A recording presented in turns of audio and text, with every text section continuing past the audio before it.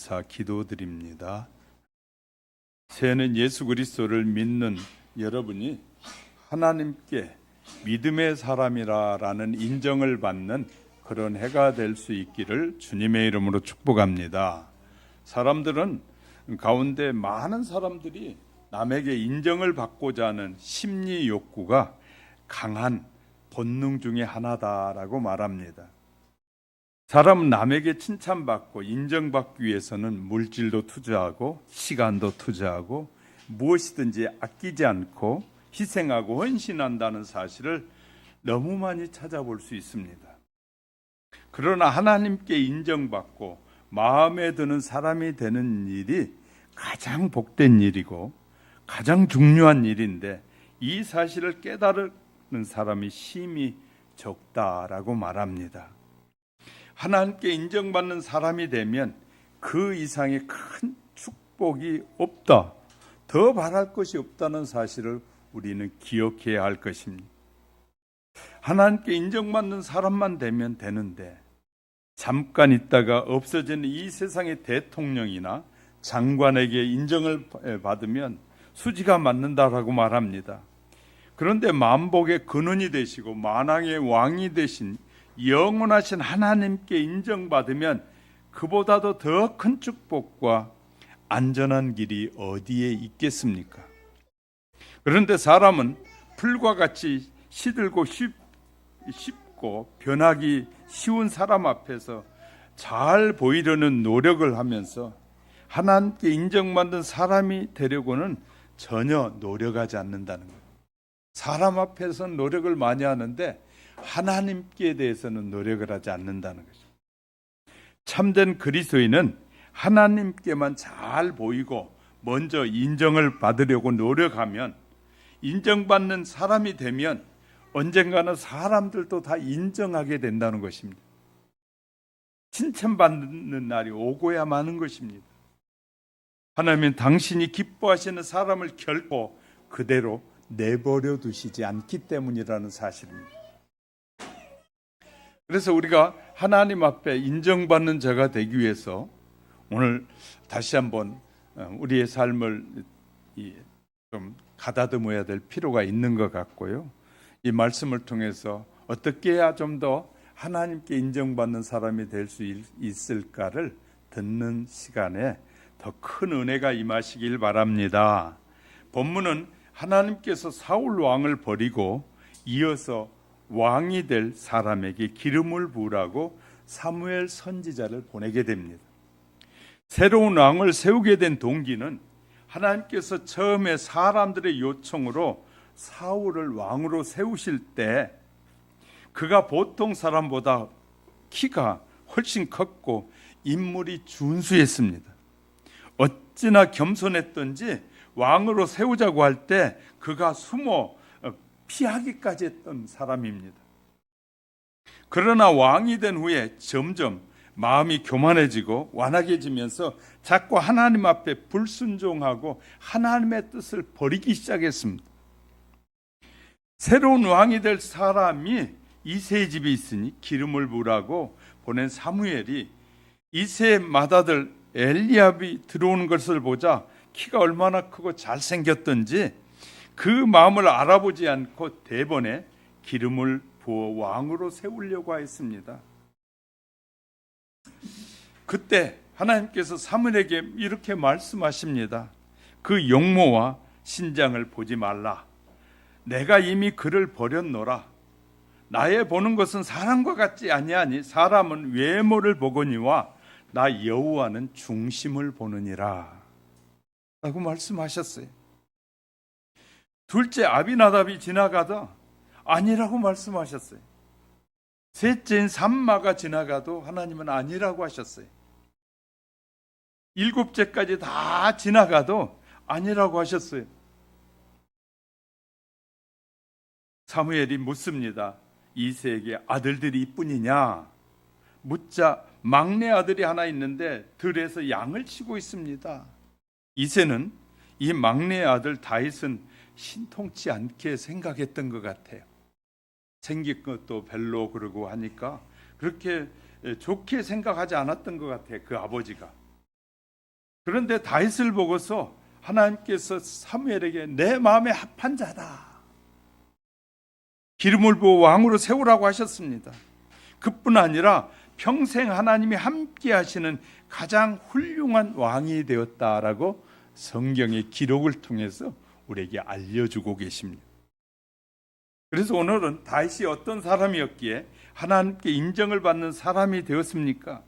이 말씀을 나누는 시간에 무엇보다도 하나님과 교회로부터 인정받고 존귀함이 받는 사람이 되도록 성령의 인도하심이 저와 여러분 속에 새로워져가는 시간, 다시 말해 다시 한번 깊이 깨달아져가는 은혜의 시간이 되시기를 주님의 이름으로 축복합니다. 첫째, 하나님의 음성을 듣고 순종하는 선지자를 1절부터 3절에서 소개합니다. 그런데 1절에 보면 여호와께서 사무엘에게 이르시되 내가 이미 사울을 버려 이스라엘 왕이 되지 못하게 하였거늘 내가 그를 위하여 언제까지 슬퍼하겠느냐? 너는 뿔에 기름을 채워가지고 가라. 내가 너를 베들레헴 사람 이새에게로 보내리니 이는 내가 그 아들 중에서 한 왕을 보았느니라 하시니라. 사무엘 선지자를 통해서 사울 왕도 세웠거든요. 근데 사울 왕을 세웠는데 이 사무엘이 보기에도 하나님의 말씀에 늘 분순종하는 왕이 되고 말았어요. 그걸 보면서 사무엘이 마음이 불편했던 거예요. 그래서 슬퍼하고 있었다는 거예요. 그러니까 하나님께서 네가 언제까지 그 왕으로 인하여 마음이 슬퍼하겠느냐? 새로운 왕을 세우라는 거예요. 그 이유는 사울 왕이 여호와 앞에 불순종함으로 말미암아 하나님께서 그들을 왕으로 세우신 것을 후회하셨기 때문이다. 그런데 이러한 사무엘 선지자에게 하나님께서 나타나셔서 말씀하신 거예요. 이제 하나님께서는 새 왕을 다시 세우기 위해 사무엘 선지자에게 베들레헴을 방문하라고 명령하셔서 하나님의 뜻에 따라 가게 되는 것입니다. 구약에 하나님이 택한 이스라엘을 보면 왕도 하나님께서 선지자를 통해서 세워요. 우리나라 많은 사람들이, 우리나라 현 정치인들도 정교 분리에 대한 것을 잘못 이해하고 있는 사람이 너무 많았어요. 그래가지고 이 종교인들이 왜 정치에 함부로 개입하냐고 말하는데 몰라도 저렇게 무식한지 모르겠어요. 1500년대 유럽에는요, 대부분의 목사들이 뭐 했냐면 시장도 했고요. 대부분의 목사들이 그런 시장하고 교회를 섬기면서 시장도 하고 다 그랬어요. 그래서 교황이 생겨서 나라를 다스렸어요. 이탈리아에 지금도 교황청은 교황청 안에 예산을 별도로 짜가지고 그들 안에서 이 교황청을 지키는 군사가 따로 있고 이태리 군사가 따로 있어요. 교황청은 손도 못 대요. 그런데 1500년경에 이 교회 지도자들이, 타락한 지도자들이 나라를 다스리면서 막 엉터리로 다스리고 막 권력을 가지고 사람을 죽이고 하니까 이제 종교 분리를 하는데, 어떻게 분리하자고 한 거냐면 교회에서 정치하는 거 터치하지 않을 테니까 정치인들이 교회 터치하지 말라 해가지고 종교 분리가 만들어졌는데, 지금은 교회가 정치에 대해서 말 안 하는 것 이 종교 분리로 잘못 해석해가지고 그들은 지금 쉽게 말해요. 교회는 막 핍박해도 되는 걸로 착각해요. 뭐 이렇게요. 사람들은, 세상의 사람들은 자기가 한 지식이 올바른 건지 아닌지 따지지 않고 자기에게 유익하느냐 유익하지 않느냐에 따라서 행동을 하고 살아요.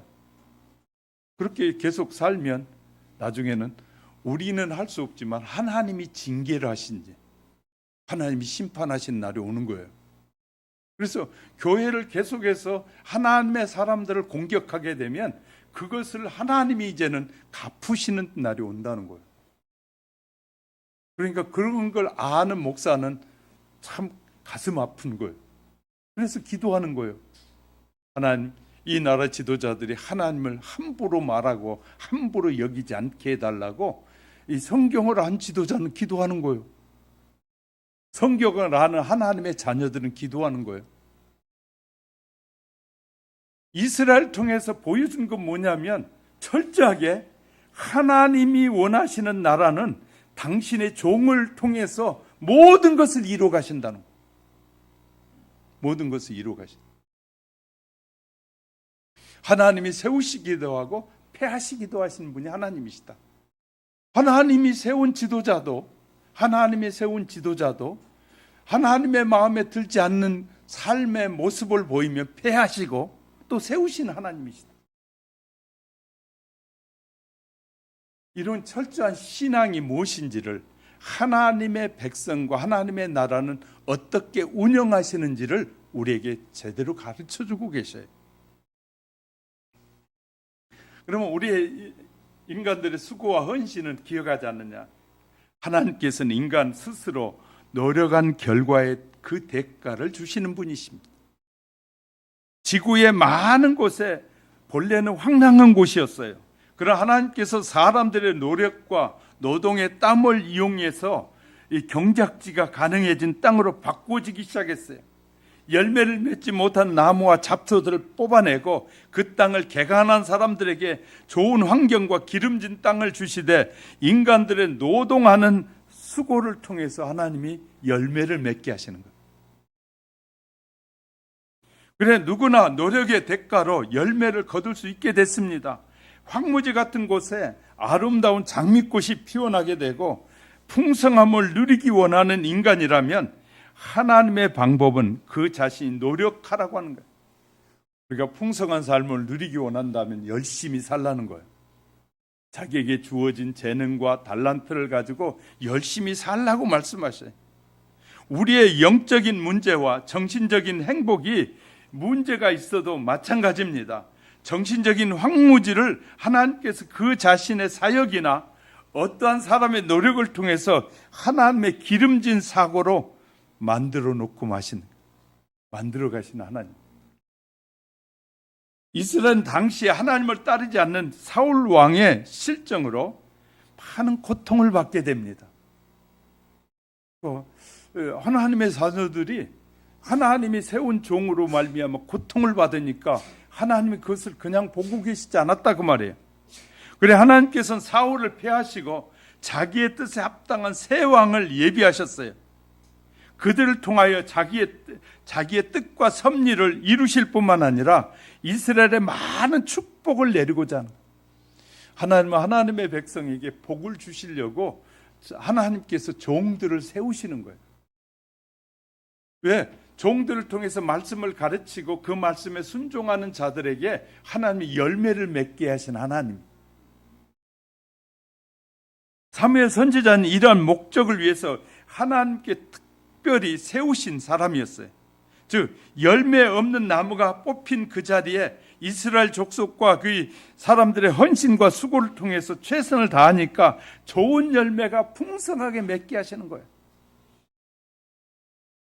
그래서 우리가 자연을 통해서 주시는 축복들이 참 많잖아요. 옥수수는 딱 심으면 2개가 원래 맺거든요. 2개가 맺는데 하나에 옥수수가 250개, 2개면 500개. 그래서 옥수수 하나 아래 500배의 열매를 맺게 하는 거예요.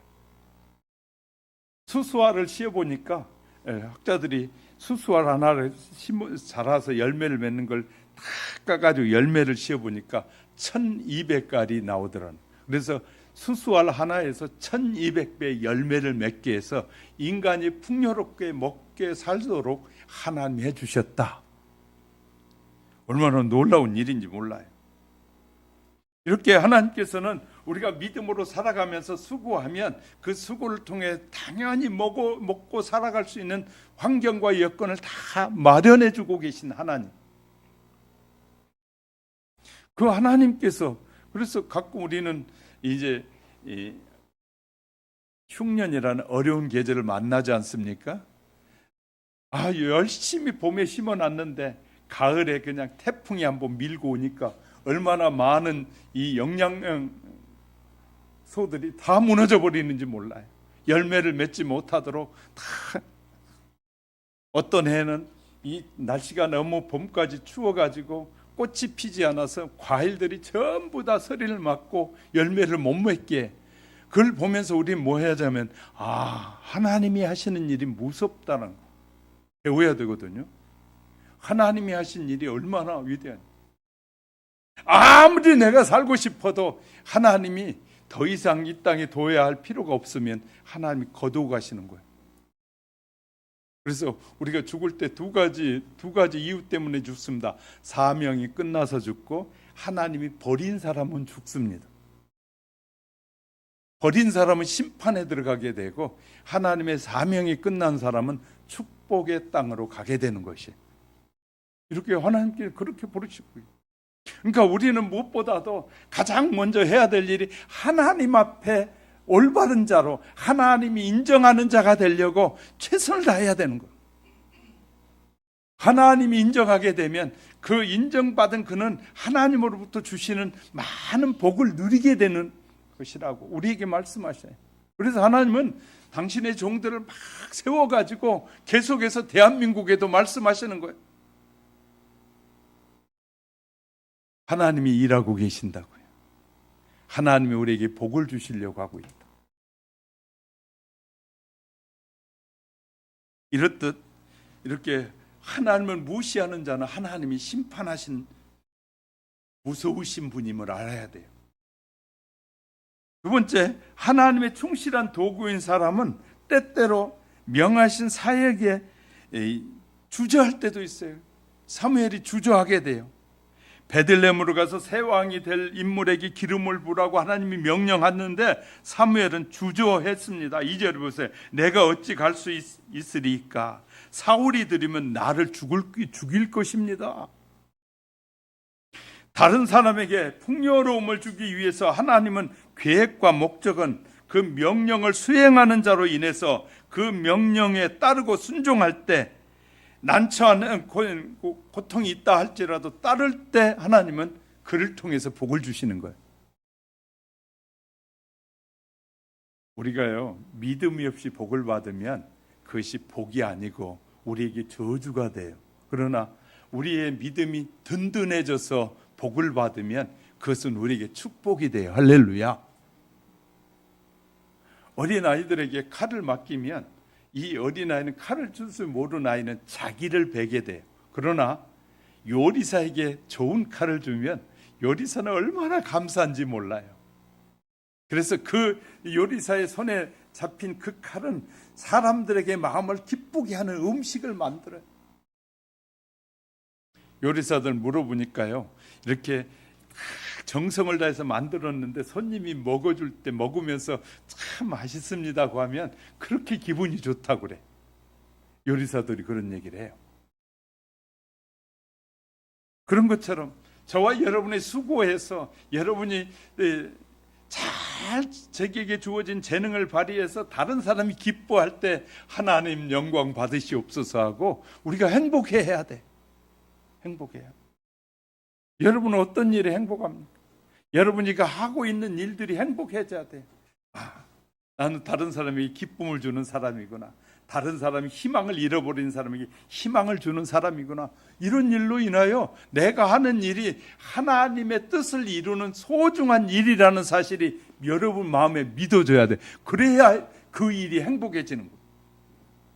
하면서 이놈 세상이 어떻게 이렇게 됐는지, 이렇게 해야 내가 사나, 이렇게 해야 먹고 사나, 그렇게 불평하면서 일하면 하나님이 일하는 자의 삶을 보면서 하나도 기뻐하지 않아요. 저와 여러분이 우리의 생일, 남은 생애가 얼마일지 아무도 모르잖아요. 그러니까 우리가 주어진 하루하루의 삶에 늘 하나님, 오늘도 일어나자마자 오늘도 새날을 주셔서 감사합니다. 오늘도 모든 일을 할 때 하나님께 영광이요, 나에게는 내 마음에 풍요로움과 기쁨이 있는 하루가 되도록 역사해달라고 이러면서 하루를 시작하면 하나님이 얼마나 기뻐하시는지 몰라요. 그런데 하루를 시작하면서 일어나자마자 이놈 세상 내가 눈을 떴네 하면서 불평하면서 시작하실 때 하나님이 다 들으셔요. 보고 계세요. 하나도 그 기쁨이 없어요. 하루의 삶이 하나님이 우리에게 허락해 주신 24시간이라는 이 소중한 시간을 어떻게 허비하고 살 것인지 우리는 정말 깊이 고민해 봐야 돼. 요셉의 경우를 생각해 봅시다. 형들이 자신을 팔고 모함해서 감옥에 갇힌 그 고통과 괴로움을 겪었지만 그런 고통을 이기고 난 후에 큰 인물에 대해서 자신의 가족은 물론 애굽의 백성들까지 가뭄의 공포에서 구한 영웅이 되었습니다. 그러나 그가 하나님의 섭리하심으로 노예가 되어 실려 알 수도 없는 이국 땅으로 팔려갈 그 당시 하나님 어떻게 나의 길을 이렇게 가게 할 수 있습니까? 이렇게 반문한 채 살았더라면 하나님이 그를 쓰시지 않았을 거예요. 그런데 그는 그렇게 하지 않았어요.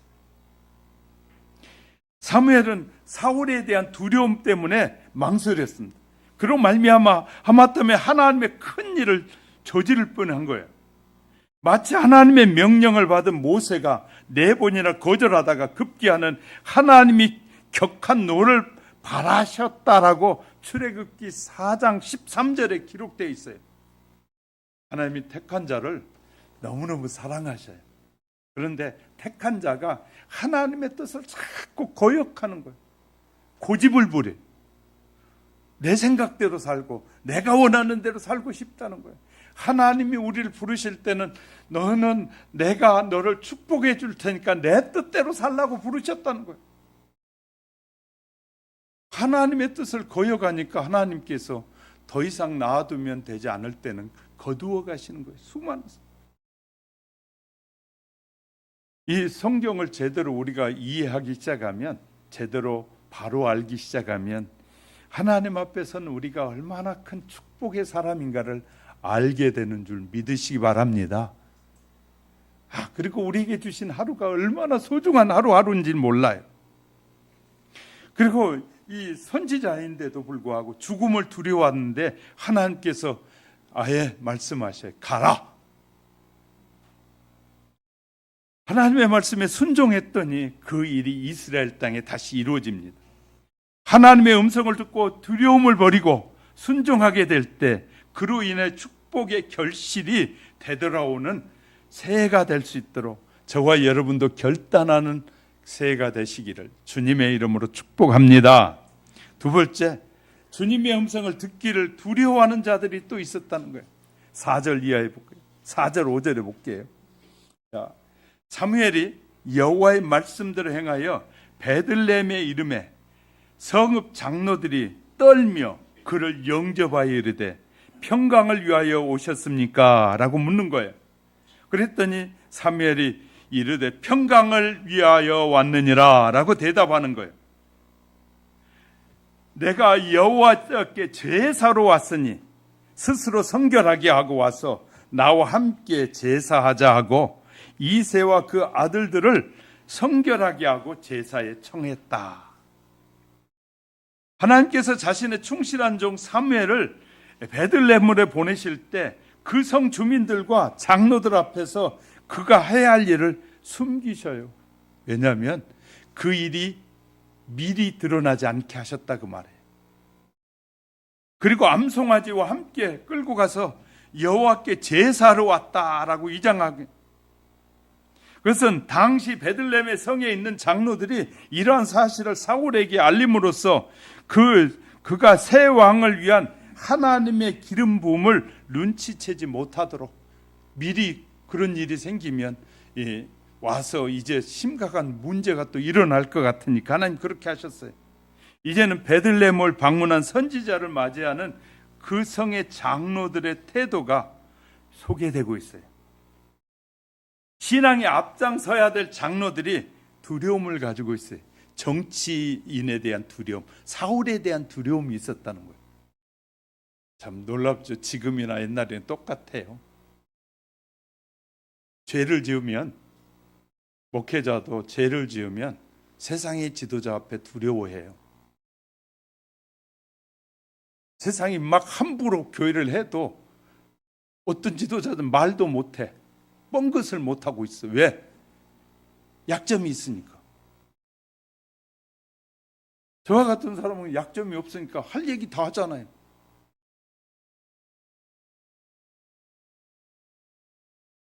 왜냐하면 지도자가 마음의 중심에 죄가 있으면 다른 사람 앞에 바르게 살라고 말을 못하는 거예요. 근데 지도자가 그런 죄가 없어야만이 다른 사람에게 바르게 살아야 된다고 말할 수 있잖아요.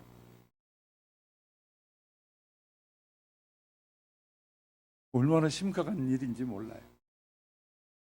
제가 언젠가도 말씀드렸는데 강남에 있는 어떤 큰 교회 목사님이 북한에 갔다 온 다음에 양심이 가책이 되니까 교회를 사임하고 장애인 센터를 지어가지고 장애인을 돕는 일을 하고 있어요. 왜? 이유는 있어요. 그 이유가 여러분들이 아는 그런 이유들이 있는 거예요. 그렇기 때문에 양심 있는 목회자는 물러나요. 내가 거룩하지 못하니까. 그분은 하나님 앞에 회개하는 사람, 삶으로 보여줘야 되는 거거든요.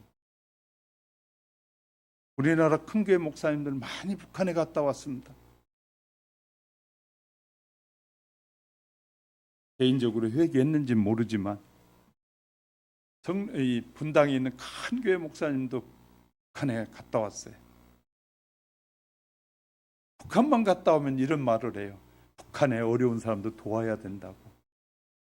북한 도와야 된다고 막 난리를 쳐요. 이유를 알아요.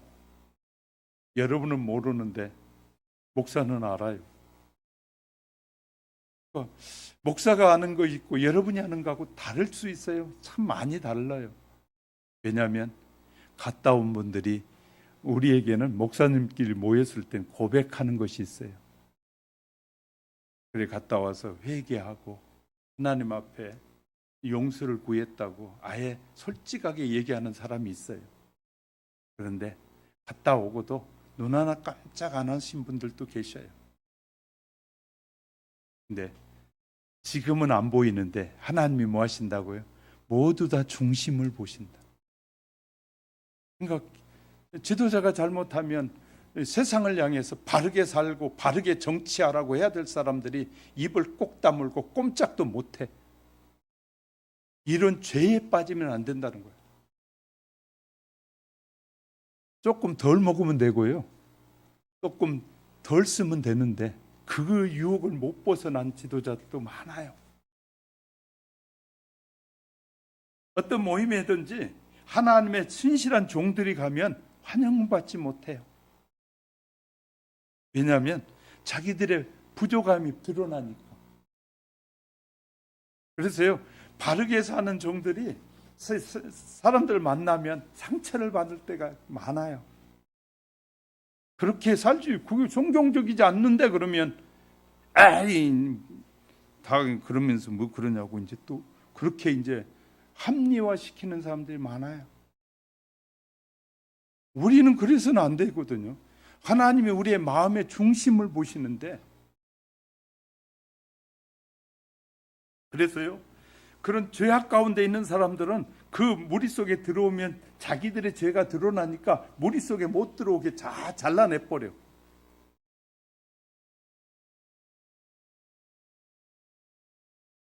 자, 온전하신 빛이신 그리스도가 이 땅에 왔는데 예수님이 오셨을 때 그 당시에 장로들이나 이 서기관들이 예수님이 누군지를 알지 못하고 예수님을 십자가에 못 박아 죽기까지 그들은 죄를 범하게 돼요. 그리고 예수를 십자가에 못 박으라고 빌라도에게 말하면서 이렇게 말합니다. 우리가 한 짓이 잘못되었으면 우리와 우리의 자녀들에게 그 죄의 대가를 돌리소서. 그 죄의 대가가 1900년 동안 세계를 유리하며 사는 백성이 되고 말았어요. 엄청난 죄예요. 우리가 잘못하면 하나님의 택함을 받았는데 택함 받는 것이 엄청난 축복인데 이것을 축복으로 여기지 못하면 그에 대한 대가를 다 지불받게 되는 거예요. 사도 바울이 로마에 보낸 그의 서신에 이러한 사실을 잘 말해주고 있습니다. 하나님의 훌륭한 도구로 쓰임받는 사람들은 죄인들을 유익하기 위해 쓰인 일꾼이다. 그러니까 훌륭한 일꾼들은 사람들이 인정하지 않아도 자기 할 말 다 하니까 하나님 앞에 쓰임받는 좋은 일꾼이 되는 거라.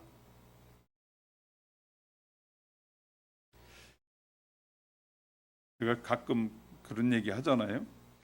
그냥 마음에 성도들이 좋아하는 마음에 맞는 말이나 좀 많이 할까?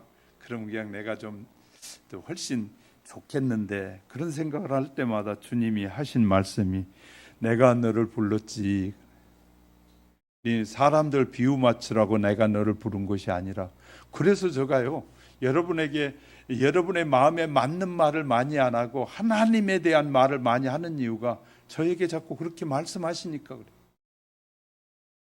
사람들 기분 좋게 하고 뭐 그냥 모른 척하고 죄가 있어도 모른 척하고 막 그러고 싶은데, 그때마다 하나님이 내가 너를 세운 것은 너가 칭찬받고 사람들 앞에 인정받으라고 하는 것이 아니라 내가 원하는 뜻을 전하라고 너를 불렀다라고 하시니까 제가 그 말씀 앞에 두렵기 때문에 함부로 말을 못하는 거예요. 이해가 되셨어요? 그래서 저는 노예 가든 총회 가든지 늘 그냥 바르게 살아야 된다고, 하나님의 뜻대로 살아야 된다는 말을 할 수밖에 없는 거예요. 그러니까 부름이 다른 것 같아요. 당시 장로들은 이 안일함 속에 살았어요. 대개 사람은 자신의 이익과 관계된 일에 민감하고 그 일에 지대한 관심이 많습니다. 또한 그 이익이 되는 일에는 어떠한 변화가 닥쳐오는 것도 싫어해요. 비록 변화가 그렇게 더 많은 축복을 가져다 줄 것이라고 할지라도 그들은 현존하는 규칙이나 질서에 어떤 소동이 일어나는 걸 원치 않은 많은 지도자들이 그래요.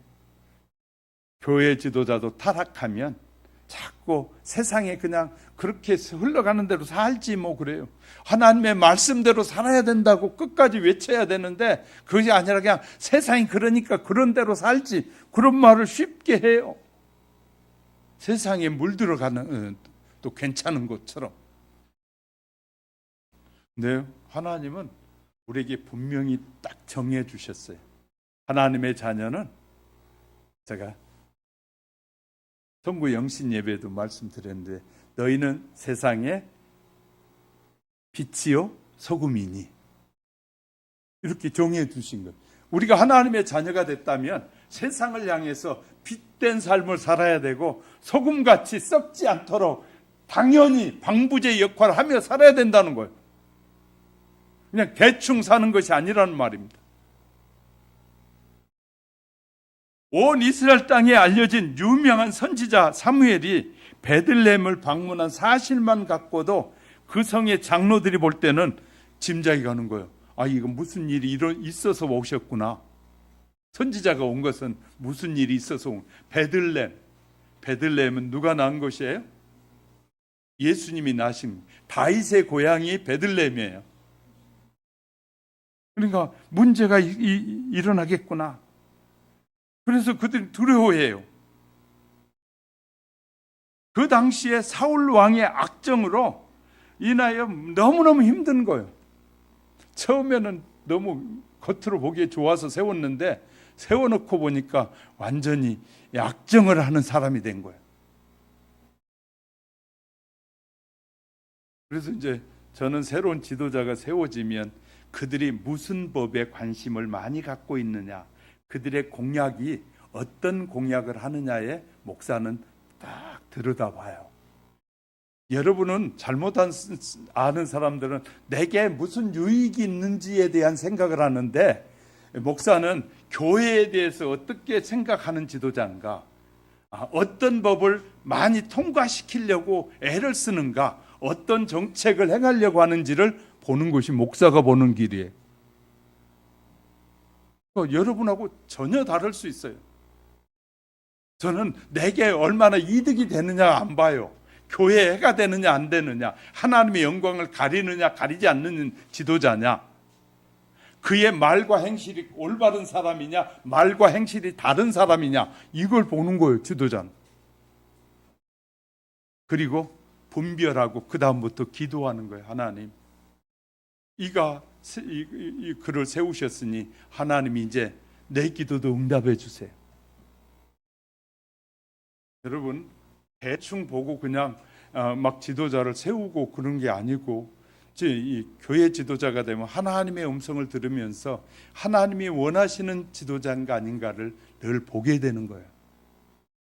우리는 이득에 따라서 움직여가지만 그것은 세상 사람들이나 하는 말이에요. 우리는 세상의 지도자가 우리에게 이득을 주는지 안 주는가, 그가 주는 것이 아니라 우리는 하나님의 자라면 하나님이 주신다고 믿기 때문인 거예요. 우리를 살게 하고 우리에게 이득되게 하는 것은 사람이 하는 것이 아니라 하나님이 그 뒤에서 일하심을 믿는 것이 하나님의 자녀예요. 믿습니까? 그렇기 때문에 보는 것과 생각하는 것이 다른 거예요. 성도 여러분, 하나님의 말씀에 순종할 때 어둠이 거하는 웅크린 자가 아니라 빛을 소유하고 한 걸음씩 더 빛을 증거하는 자가 되는 저와 여러분이 될 수 있기를 주님의 이름으로 축복합니다. 세 번째는요, 하나님의 판단 기준을 명확하게 드러내셔요. 하나님께서 사무엘 선지자를 통해서 하나님이 어떻게 판단하시는 분인지 7절 하반절에 봅니다. 사람은 외모로 보거니와 나 여호와는 중심을 보시느니라. 이렇게 명확하게 설명해 줘요. 저와 여러분에게도 이렇게 말씀하시는 거예요. 오늘 하나님 예수 그리스도를 믿는 저와 여러분에게 하나님은 우리의 중심을 늘 보신다는 거예요. 어떻게 믿으려고 하고 어떻게 살려고 하는지 다 보고 계신다는 거예요. 하나님의 명령을 받고 이스라엘 새 왕을 세우기 위해서 베들레헴의 이새의 집으로 찾아간 사무엘은 여기서 인간의 판단과 하나님의 판단 기준이 각기 상이하다는 사실을 우리에게 알게 하셔요. 그는 이새 아들 중에서 앞에 나타난 엘리압을 보고 그 신체가 건장하고 용모가 수려해 보니까 나무랄 데가 없자 이 사람이야말로 과연 하나님께서 택하신 자구나 라고 하고 적격자로 생각 기름 부으려고 했더니 그때 하나님이 거부하셔요. 하지 말라. 명확하게 설명해 주는 거예요. 자, 하나님의 판단 기준이 제공되는 겁니다. 누구나 다른 사람에 대한 정확한 판단을 내리거나 올바른 판단을 하기가 쉽지는 않습니다. 왜냐하면 다른 사람의 마음을 들여다볼 수 없기 때문에, 우리는 다른 사람의 마음을 다 들여다볼 수 없기 때문에 판단하기가 쉽지는 않아요. 내가 보는 것은 나의 겉모양뿐이고 그것만을 가지고 그 사람에 대해서 이해하기에는 너무나 허점이 많은 겁니다. 우리가 바라보는 이웃의 모습을 대개 인간적인 힘이나 사회적인 지위나 그리고 그의 도덕적 의식이나 세련된 대인관계를 봅니다. 물론 사람을 판단하는 것에 있어서 이런 요소들이 무시할 수는 없습니다.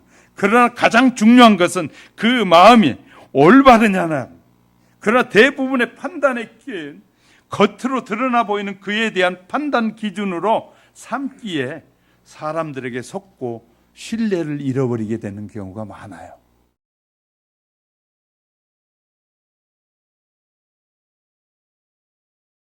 대통령 5년직을 다 하지 못한 분이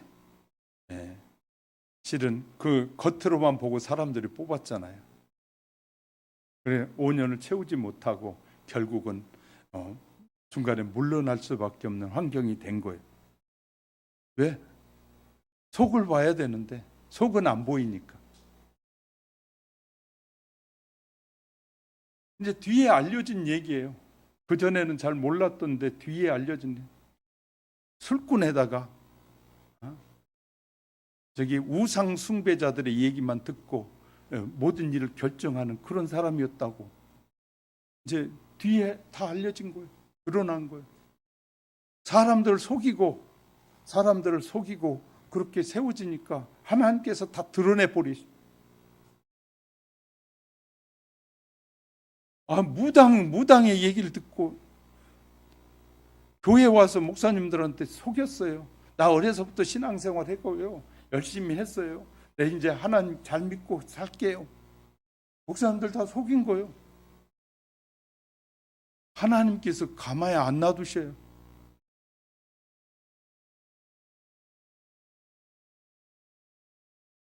정말요. 중요한 것이 하나님이 다 까뒤집어 버려요. 그들이 얼마나 욕심이 많은지. 세상에 대통령 자리에 가면 그 나머지 거 자기 가진 재산만 해도 얼마어마하잖아요. 평생 먹고 살고도 남아. 그런데 뭘 그리 많이 받아가지고 추한 모습을 보이잖아요. 우린 그런 걸 보면서 우리가 잘못한 판단도 흐릴 수 있다. 이런 걸 보게 되는 거예요. 성도가 진실하고 겸손해야 하나님 앞에 인정받습니다. 다윗이 이런 고백을 해요. 시편 51편 6절 보소서 주께서는 중심이 진실함을 원하시오니 내게 지혜를 은밀히 가르치셔서 내게 지혜를 주셔서 중심이 온전해지기 원합니다. 다윗이 그렇게 하나님 앞에 기도해요. 마귀는 거짓의 아비라고 하잖아요. 하나님은 진실한 분이시기 때문에 진실한 사람이 하나님으로부터 인정받는다는 사실을 기억하셔야 돼요. 고라 자손의 고백에서도 시편 84편 11절에 보면 여호와여 은혜와 영화를 주시며 정직하게 행하는 자에게 좋은 것을 아끼지 아니하실 것입니다. 여호와는 정직하게 행하는 자에게 좋은 것을 아끼지 않고 주시는 분임을 믿습니다 라고 고백하고 있어요. 하나님은 인간의 외모를 잘났든 못났든 학식이 많든 적든 그 중심의 진실함을 보신다는 거예요. 때로는 과거에 알지도 못하고 지은 죄가 많을지라도 진심으로 솔직하게 하나님 앞에 회개하면 하나님은 그 솔직한 것을 받으시고 축복하신다는 거예요. 할렐루야. 예수님께서 세상에 계실 때 강도나 창녀나 이 도둑놈이나 누가 와도 다 받아주셨어요. 하지만 겉과 속이 다른 색다른 외식하는 서기관과 바리새인에 대해서는 화 있을진저 화가 너희에게 있을지어다. 막 이렇게까지 두 마음을 품은 사람에게는. 그러나 이 창녀 같은 이 추한 삶을 살았어도 하나님 앞에 와서 불쌍히 여겨달라고 회개하는 자에게는 하나님이 예수님도 자비를 베푸시더라는. 왜냐하면 그들은 이 겉과 속이 다른 사람들일 뿐만 아니라 표리부동한 사람들이에요. 겉으로는 거룩한 척하면서도 마음속에 노락질하는 이리와 더러운 죄가 가득한 사람들이기 때문에.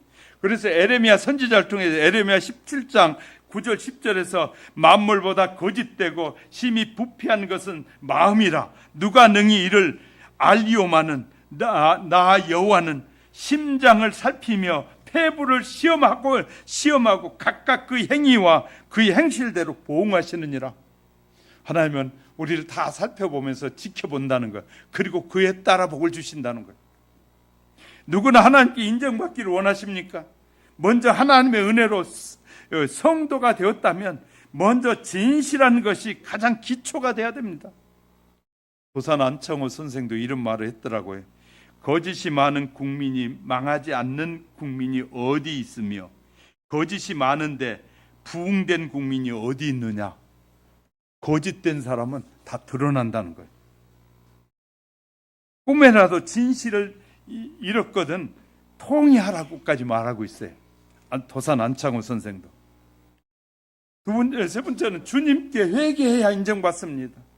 다윗도 사람인지라 실수하고 범죄했을 때 그 애통하며 눈물을 흘리며 회개했어요. 왕인데도 불구하고 그는 금식하면서 하나님 나의 죄를 용서해달라고 회개했어요. 그러면서 시편 51편 17절에 보니까 여호와여 구하는 제사는 상한 심령이라 하나님이여 상하고 동의하는 마음을 주께서 멸시하지 아니하실 걸 압니다. 통회하는 마음으로 하나님 앞에 회개하면 하나님께서 우리의 마음을 다 기억해서 축복하신다는 거예요. 마지막으로요. 성도가 순종하고 책임을 지면 하나님께 인정을 받습니다. 사울 왕은 하나님 말씀에 순종하지 않았습니다. 아말렉 전쟁에서 승리하거든 사람이나 짐승이나 남기지 말고 진멸하라고 신신당부하셔요.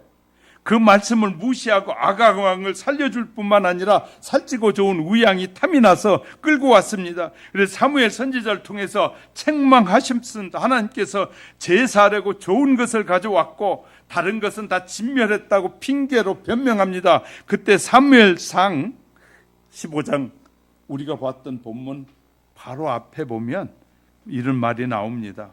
22절 23절 여호와께 번제와 다른 제사를 그 목소리 순종하는 것을 좋아하심같이 좋아하시겠습니까? 순종이 제사보다 낫고 듣는 것이 수양의 기름보다 나으니 이는 거역하는 것은 사슬의 죄와 같고 완고한 것은 고집 부리는 것은 사신 우상에게 절하는 죄와 같음이라. 왕이 여호와의 말씀을 버렸으므로 여호와께서도 왕을 버려 왕이 되지 못하게 하셨나이다. 우리가 하나님을 버리게 되면 하나님도 우리를 버리시겠다는 것. 내 안에 예수 그리스도를 영접했으면 그 주님과 함께하는 삶을 계속 살고 성숙해가고 성장해가야지. 그래서 누가복음 2장에 보면 예수님도 나이가 자라면서 키와 이 지혜가 자라더라. 저와 여러분 세월이 가면서 하나님의 말씀을 자꾸 듣고 배워서 저와 여러분 지혜와 이 지식이 더 하나님을 향한 마음으로 더욱 성장돼야 돼요. 할렐루야. 그러면 세월이 가면 갈수록 주님을 더 잘 섬기는 자가 돼야 돼. 흔들림이 없어야 돼. 어떤 환경에도 그냥 흔들리지 않고 믿음으로 살아야 돼. 그러기 위해서는 인내가 필요해. 왜냐하면 우리가 만난 모든 사람들은요 다 다른 환경에서 자랐어요. 같은 환경에서 자라도 다른 일을 하기 때문에 다 환경이 달라요. 그러니까 서로 이해하지 않으면 결코 싸움만 날 수밖에 없어. 서로 이해해줘야 돼. 그러려니까 인내해야 돼. 왜? 저 사람의 부족함이 내가 완벽하다고 할 때 다른 사람을 함부로 판단하는 거거든요. 나도 부족하다고 느껴지면 남을 판단하지 못해요. 함부로. 그러니까 나의 생각이 온전한 생각이라고 생각들지 않을 때 우리는 남을 함부로 판단하지. 내가 하나님의 말씀에 온전하지 않다고 생각하니까 나도 제대로 이해하지 못하는데 나도 나 판단이 옳지 못하는데 어떻게 남을 함부로 판단하겠느냐라는 생각을 갖게 되는 거예요. 그러므로 정말 신실한 믿음의 사람들은 하나님이 기뻐하는 삶을 사는 그런 삶을 사는 것이 필요합니다. 사랑하는 하영교회 성도 여러분, 우리가 금년에는 우리가 말씀을 잘 듣고 예배 늦지 않고 열심히 나오셔서 예배도 또 여러분에게 말씀드렸어요. 여러분 교회가 멀어서 못 나오니까 여러분이 가정 예배 드릴 수 있도록 가정 예배 책을 다 드렸어요. 그럼 여러분이 수요일이라도 시간을 정해서 가족이 함께 예배 드리면서 우리가 이 말씀 한번 생각해 보면서 우리가 함께 삽시다. 교회 나가서 당연히 하나님의 말씀을 드려야 되지만 교회 못 나가니까 우리는 수요일 저녁은 당신과 나와 함께 우리 이 말씀 붙잡고 찬양하면서 기도합시다 하고 여러분이 그렇게 시작한 삶이 여러분의 예배가 하나님 앞에 연락되고 하나님이 그 예배를 통해서 여러분을 축복해 주시리라고 믿으시기 바랍니다. 그래서 2026년이 하나님이 각자가 하나님을 향한 그 믿음이 하나님 앞에 하나님 앞에 인정받으면 사람들이 함부로 하지 못해요. 사람들은 인정했다가 금방 마음을 뒤바꿔요. 얼마나 그래 이번에 약속했다가 자기에게 손해가 될 것 같으면 약속을 뒤집어 버려요. 청해도 가보니까 막 약속을 뒤집어 버린 놈들이 많아요. 그래가지고 막 내가 막 뭐라 그래. 이제 총회도 가면 이제 저도 이제 어른이 돼버렸어요. 어느 날 보니까 총회에서도 이제 저 밑에 있는 사람이 아니라 저 위에 있는 어른이 돼버렸어요. 그러니까 그냥 잘못한 건 막 뭐라 그래. 바로 해야지. 그렇게 하면 되냐고. 그럼 바르게 하라는 사람 말은 별로 안 좋아해. 교회 안에서도 그렇더라고요.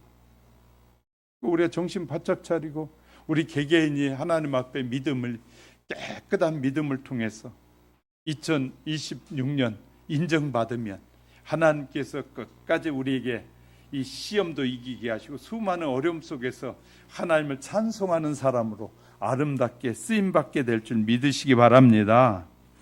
예수를 믿고 하나님의 자녀가 된 성도는 하나님께 인정받기 원하십니까? 중간에 버림받기를 원하십니까?